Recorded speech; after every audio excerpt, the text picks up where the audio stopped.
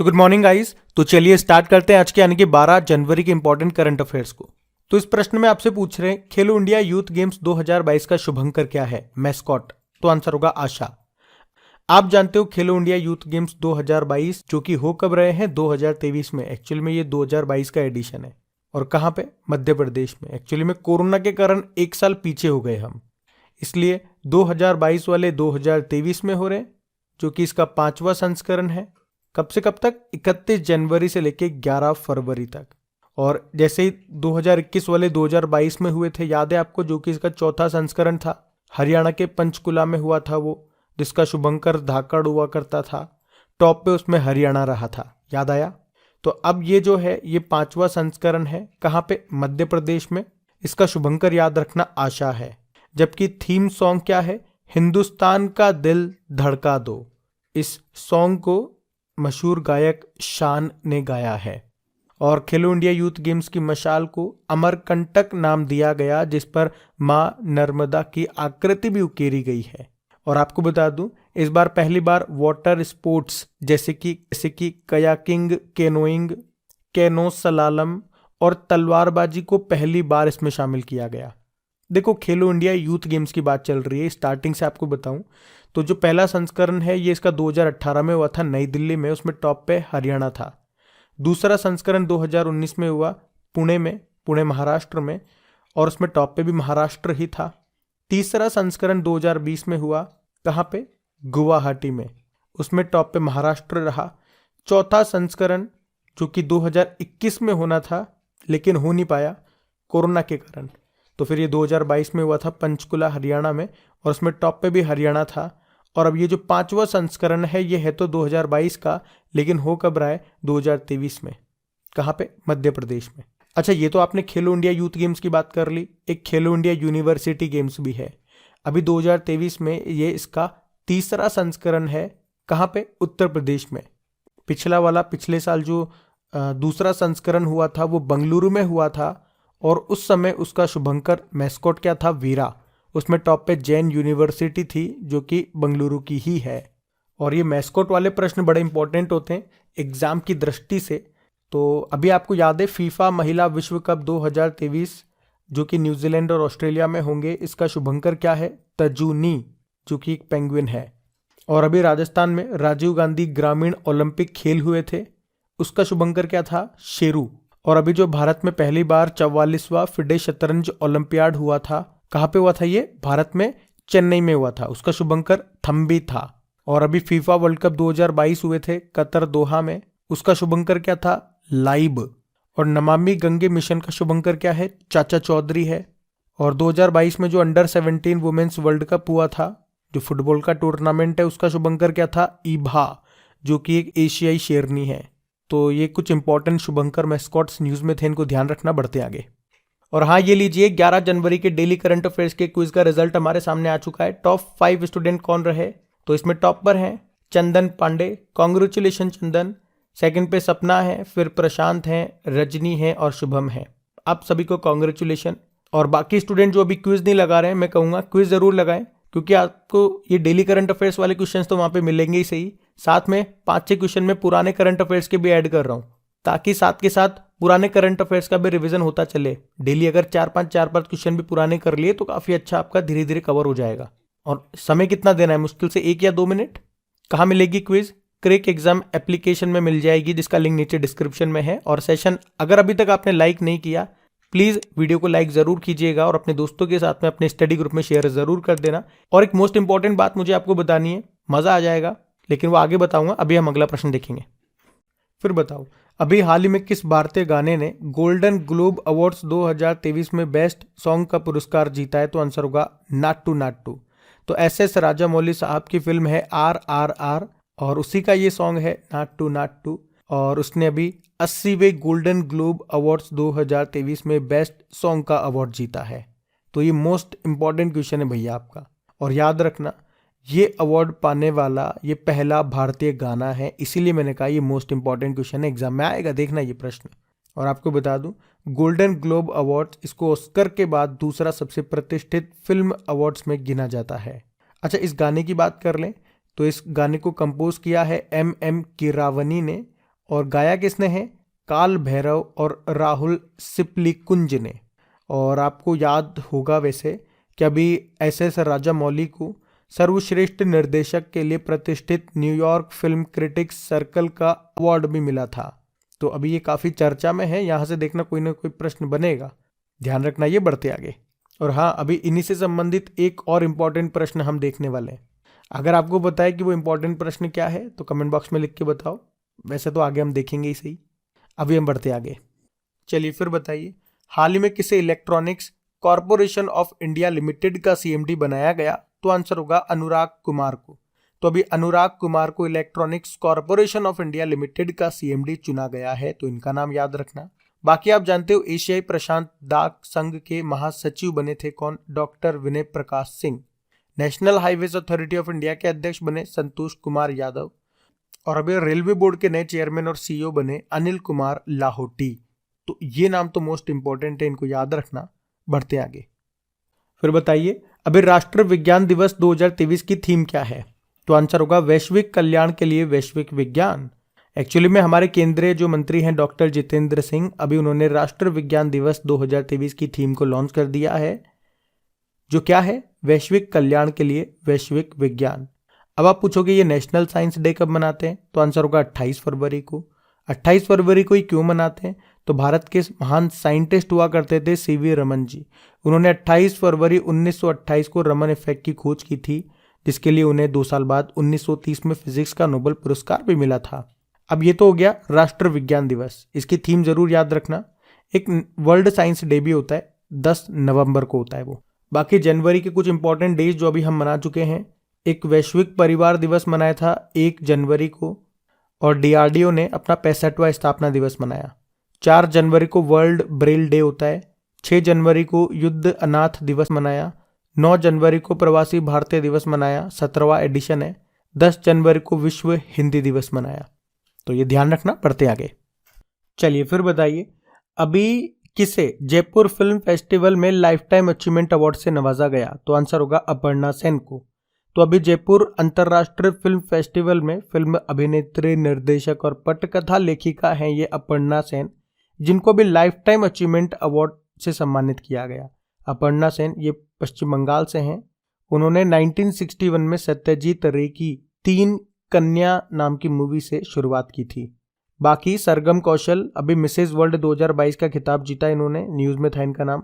PETA India 2022 ने person of the year चुना है सोनाक्षी सिन्हा को। और फिक्की ने राजेंद्र पवार को लाइफ टाइम अचीवमेंट अवार्ड 2022 से भी सम्मानित किया था, तो इनका नाम भी न्यूज में था, ध्यान रखना। बढ़ते हैं आगे। फिर बताइए, अभी हाल ही में राष्ट्रीय मानव तस्करी जागरूकता दिवस 2023 ये कब मनाया गया? तो आंसर होगा 11 जनवरी को। तो 11 जनवरी को हर साल national human trafficking awareness day के रूप में मनाया जाता है, और ये दिन मानव तस्करी के बारे में जागरूकता पैदा करने के लिए है। मनाने का उद्देश्य है मानव तस्करी पीड़ितों की दुर्दशा के बारे में जागरूकता बढ़ाना और उनके अधिकारों को बढ़ावा देना और उनकी रक्षा करना। अच्छा, एक तस्करी से संबंधित एक करंट अफेयर्स का प्रश्न मैं आपसे पूछता हूँ कि अभी मानव तस्करी पर अंकुश लगाने के लिए आरपीएफ ने कौन सा ऑपरेशन शुरू किया था? तो इसका उत्तर आप देने की कोशिश करें। अब देखो, ये जैसे प्रश्न मैंने आपसे पूछा, ध्यान से सुनना। अब ये प्रश्न कौन सा है? ये पुराने दिनों में या पुराने महीनों में हमने करंट अफेयर्स में कहीं ना कहीं इस प्रश्न को पढ़ा होगा, तभी मैंने आपसे पूछा, मतलब करंट अफेयर्स का प्रश्न है। और ये आपको तभी याद आएगा जब आपने पुरानी करंट अफेयर्स को टाइम टू टाइम रिवाइज भी किया होगा। जैसे कि आज की करंट अफेयर्स की क्लास आप पढ़ रहे हो, ये आज वाले प्रश्न मैं आपसे कल पूछ लूंगा, इनकी क्विज लगवा लूंगा, आप सारे क्वेश्चन 100% राइट कर दोगे, जैसे अपनी क्विज में आप करते हो। लेकिन अगर 2 महीने बाद, 5 महीने बाद ये प्रश्न मैं आपसे पूछता हूं आज की करंट अफेयर्स की क्लास के, ये आपको तब याद रहे जब है बात, जब इसका आपको फायदा मिलेगा। आज जो टाइम आप इस वीडियो को देखने में दे रहे हो, अगर ये प्रश्न आपको कल याद नहीं रहे तो फिर क्या फायदा वीडियो देखने का। ये मैं केवल इसी सब्जेक्ट की बात नहीं कर रहा हूं, ये फॉर्मूला आपके हर सब्जेक्ट में लगेगा। कोई सा भी सब्जेक्ट आप पढ़ रहे हो वो उस वक्त आपको याद रहेगा, उसके 1 दिन बाद आपको याद रहेगा, क्योंकि वो फ्रेश मेमोरी में रहेगा। लेकिन जैसे जैसे आगे बढ़ते जाओगे, नई नई चीजें आप याद करते जाओगे, तो पुरानी चीज वो नीचे दब जाएगी। तो उसको ऊपर लाने के लिए क्या करना है? उसको रिवाइज करना पड़ता है। तो रिवीजन बहुत ज्यादा इंपॉर्टेंट है। और अगर आप में से कोई स्टूडेंट करंट अफेयर्स के लिए रिवीजन के लिए टाइम नहीं निकाल पाता या टाइम सेट नहीं कर पाता है, तो उनका काम मैंने थोड़ा सा आसान कर दिया है। मैं खुद आपको डेली टॉप 30 क्वेश्चंस का रिवीजन करा रहा हूं। ये रिवीजन क्लास हमारी 2022 में भी चलती थी, लेकिन फिर बीच में हमने इसको बंद कर दिया था। लेकिन अभी 2023 में हमने फिर से इसको स्टार्ट किया है, जिसमें पिछले एक साल के करंट अफेयर्स को हम रिवाइज करते हुए चलेंगे। और डेली ज्यादा क्वेश्चन नहीं लूंगा, 30 क्वेश्चन आपके लेने वाला हूं। पिछले फॉर्मेट में तो केवल हिंदी मीडियम वाले स्टूडेंट्स ही उसको ज्वाइन कर सकते थे, क्योंकि हिंदी में ही पढ़ते थे। लेकिन अभी इंग्लिश में भी फॉर्मेट देने की कोशिश की है, बाइलिंगुअल होगा। फॉर्मेट में चेंज कर दिया थोड़ा सा, ताकि दोनों तरह के स्टूडेंट्स को बेनिफिट मिल सके। और वो 30 क्वेश्चन भी हम कवर करेंगे। साथ में मैंने डेज भी रखे हैं, डेली के 10 इंपॉर्टेंट डेज को हम कवर करेंगे विथ थीम्स। और मुश्किल से वीडियो जो होगा वो 10 या 12 मिनट का रखने की कोशिश करेंगे। तो अगर वाकई आप करंट अफेयर्स को टाइम नहीं दे पा रहे हो, खुद से अगर रिवाइज कर लेते हो तो बहुत बढ़िया है, फिर आपको वीडियो देखने की जरूरत नहीं है। लेकिन अगर समय नहीं निकाल पाते हो तो फिर वो 10 आप मुझे दे दो, मैं आपका रिवीजन करवा दूंगा। डेली के मैंने आपसे क्या कहा, 30 क्वेश्चन तो आपके करंट अफेयर्स और 10 आपके डेज के। साथ में जो स्टैटिक चलेगा वो तो मैं बताऊंगा ही सही, वो तो सब क्वेश्चन में कवर हो जाएगा। और अगर ज्वाइन करनी है क्लास तो स्टार्टिंग से करना, ताकि बाद में जाके अफसोस ना हो कि स्टार्टिंग से स्टार्ट करते। तो जैसे कि अभी कल मैंने वीडियो अपलोड किया, तो अगर वो आपने नहीं देखा तो पहले उसे विजिट कर ले। और हाँ, वो फर्स्ट वाली क्लास थी जो मैंने कल डाली है, वो थोड़ी सी बहुत दिन बाद डाली ना, तो थोड़ी सी बातें ज़्यादा हो गई है, इसलिए वो वीडियो आपको लंबा लगेगा। फिर भी मैं आपको कहना चाहूँगा, बातें अगर मेरी नहीं सुननी है तो 16 मिनट के आसपास वो वीडियो खत्म हो रहा है, तो वहीं पर आप वीडियो को स्टॉप कर देना। बाकी तो फिर बातें ही हैं, अगर सुनना चाहो तो सुन लेना, नहीं सुनना मत सुनना। अच्छा लगे तो लाइक करके शेयर जरूर करना। अभी हम बढ़ते हैं आगे। चलिए फिर बताइए, हाल ही में किस फिल्म को ऑस्कर 2023 के लिए शॉर्टलिस्ट किया गया? तो आंसर होगा द कश्मीर फाइल्स। तो अभी विवेक अग्निहोत्री की फिल्म है द कश्मीर फाइल्स, जिसको ऑस्कर 2023 के लिए शॉर्टलिस्ट किया गया है। और जो एक्टर हैं इसमें अनुपम खेर, मिथुन चक्रवर्ती, दर्शन कुमार और पल्लवी जोशी, उनको भी बेस्ट एक्टर कैटेगरी के लिए चुना गया है, मतलब नॉमिनेट किया गया है। और वैसे मैं आपको बता दूं कि ऑस्कर 2023 के लिए भारत की तरफ से एक तो ये हो गई कश्मीर फाइल्स, इससे पहले ऋषभ शेट्टी की कांतारा, संजय लीला भंसाली की गंगूबाई काठियावाड़ी और पान नलिन की छेल्लो शो, जो कि गुजराती मूवी है। और उसके अलावा एस राजामौली की RRR को भी नॉमिनेट किया गया है। ऑस्कर अवार्ड्स, जिसे अकेडमी अवार्ड्स भी कहते हैं, पहली बार इसे 1929 में दिया गया था। अभी 2023 में आप पूछोगे ये कौन सा संस्करण है, तो 95th नंबर का संस्करण है। अच्छा ये बताओ कि ऑस्कर अवार्ड्स पाने वाली पहली भारतीय कौन थी? तो भानु अथैया थी, जिन्हें ये अवार्ड मिला था सबसे पहले। 1983 में मिला था, गांधी मूवी के लिए कॉस्ट्यूम डिजाइन कैटेगरी में मिला था उनको, बेस्ट कॉस्ट्यूम डिजाइन के लिए। अब आप कहोगे कि 2022 में जो 94th नंबर के ऑस्कर्स थे उसको एक बार रिवाइज कर लें। तो बेस्ट फिल्म थी कोडा, बेस्ट एक्टर थे will Smith king Richard movie के लिए, बेस्ट एक्ट्रेस थी Jessica Chastain the eyes of Temi फे के लिए, और बेस्ट डायरेक्टर हैं jenny campaign the power of dog के लिए। तो याद रखना। बढ़ते आगे। फिर अगला प्रश्न देखते हैं। अभी फरवरी 2023 में 36वां अंतरराष्ट्रीय सूरजकुंड मेले का आयोजन ये कहाँ पे किया जा रहा है? तो आंसर होगा फरीदाबाद में। तो ये है सूरजकुंड अंतरराष्ट्रीय शिल्प मेला 2023। ये इसका 36वां संस्करण है, जिसका आयोजन 3 फरवरी से 19 फरवरी तक है। कहाँ पे? हरियाणा के फरीदाबाद में ये किया जा रहा है। और इस साल आपको बता दूं, इस मेले का जो भागीदार है वो शंघाई कोऑपरेशन ऑर्गेनाइजेशन है, जबकि थीम राज्य के रूप में उत्तर पूर्वी राज्यों को चुना गया है। ये सूरजकुंड मेला ये भारत के हस्तशिल्प, हथकरघा और सांस्कृतिक विरासत की समृद्धि और विरासत को प्रदर्शित करता है। इसके साथ ही ये विश्व का सबसे बड़ा शिल्प मेला है।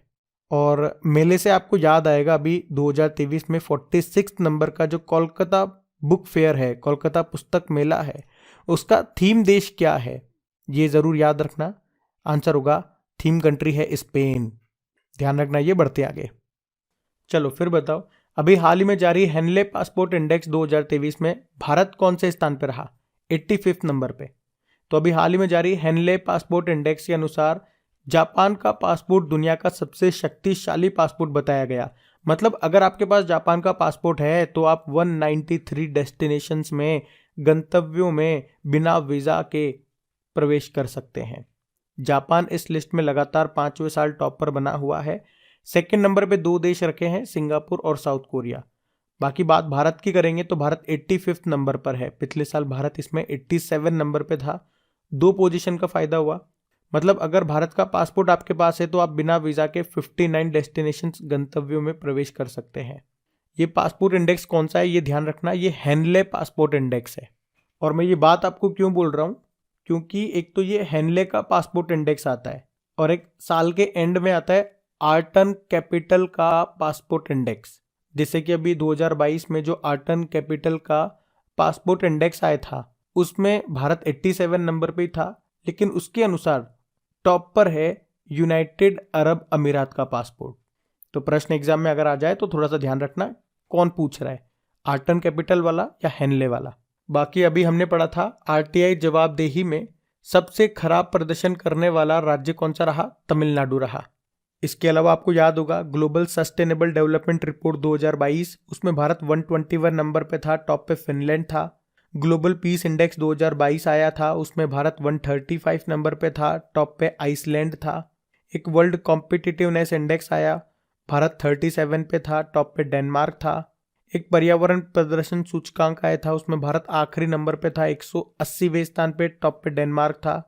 एक विश्व वायु शक्ति सूचकांक 2022 आया था, उसमें भारतीय वायुसेना को तीसरे स्थान पे रहा था, पहले पे अमेरिका, दूसरे पे रशिया। एक travel and tourism development index आया था, उसको वर्ल्ड इकोनॉमिक फोरम ने जारी किया, उसमें भारत 54 नंबर पे था, टॉप पे जापान था। एक वर्ल्ड प्रेस फ्रीडम इंडेक्स आया था जिसको रिपोर्टर्स विदाउट बॉर्डर जारी करता है, उसमें भारत 150वें स्थान पे था, टॉप पे नॉर्वे था। एक वर्ल्ड हैप्पीनेस इंडेक्स भी आपको याद होगा, भारत 136 पे था, टॉप पे फिनलैंड था।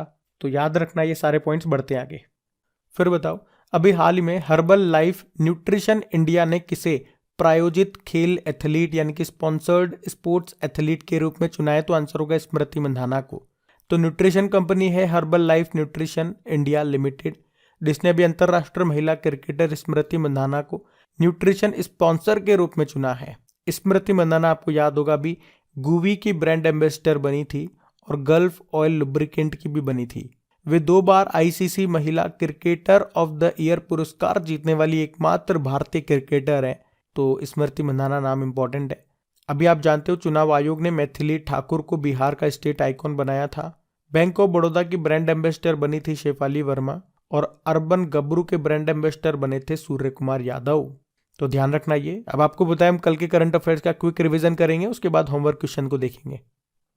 तो देखो कल आपसे पूछा गया था कि जम्मू कश्मीर के पहले ज्ञानपीठ पुरस्कार विजेता का निधन हो गया, उनका नाम बताइए। आंसर होगा रहमान राही। फिर आपसे पूछा था महेंद्र सिंह धोनी ने अनजान साक्षी का विमोचन किया इस बुक का, ये किसकी आत्मकथा है? के अब्दुल गफ्फार। फिर अगला प्रश्न क्या था कि भारत में लेप्रोस्कोपिक सर्जरी के जनक का निधन हो गया, नाम बताओ। डॉक्टर टेहमटन ई उदवाड़िया। फिर अगला प्रश्न था अभी विश्व हिंदी दिवस कब मनाया गया? 10 जनवरी को मनाया। और राष्ट्रीय हिंदी दिवस 14 सितंबर। बताओ फिर कि अमेरिका में पहली महिला सिख न्यायाधीश कौन बनी है? तो आंसर होगा मनप्रीत मोनिका सिंह बनी है। फिर बताओ बर्मिंघम में under 15 British junior open squash tournament का खिताब किसने जीता? अनाहत सिंह ने जीता। अगला प्रश्न है अभी किस राज्य में पारंपरिक चेरचेरा महोत्सव मनाया गया? तो आंसर होगा छत्तीसगढ़ में। फिर बताओ अभी दिसंबर महीने के लिए ICC men's player of the month किसे चुना गया? तो पुरुषों में तो चुना गया इंग्लैंड के हैरी ब्रुक को और महिलाओं में चुना गया ऑस्ट्रेलिया की ऑलराउंडर एशली गार्डनर को। फिर बताओ किस देश के ऑलराउंडर ड्वेन प्रिटोरियस ने संन्यास ले लिया? साउथ अफ्रीका के हैं। और अभी किस राज्य सरकार ने ग्लोबल सिटी अभियान शुरू किया? तो आंसर होगा उत्तर प्रदेश। अब बात करेंगे कल के वीडियो में पूछे गए प्रश्न के उत्तर की।